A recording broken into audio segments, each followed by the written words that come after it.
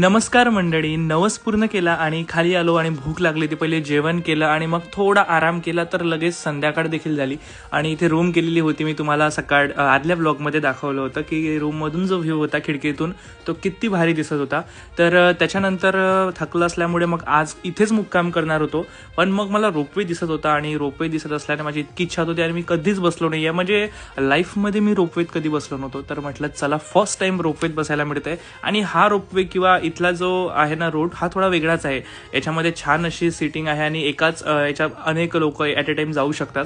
Separate असतात काही जागी रोपवे, पण इथे हा एकदम बढिया होता आणि इथून नजारा एवढा भारी दिसत होता रात्रीचा. खूप छान वाटत होतं.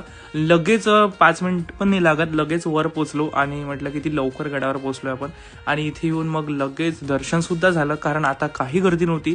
सकाळी एवढी गर्दी होती, खूप गर्दी होती, त्यामुळे मग दर्शन नाही झालं. पण संध्याकाळी एवढं शांततेत दर्शन होते ना. तुम्ही पण इथे शांततेत दर्शनाला यायचं असेल तर रात्रीच या.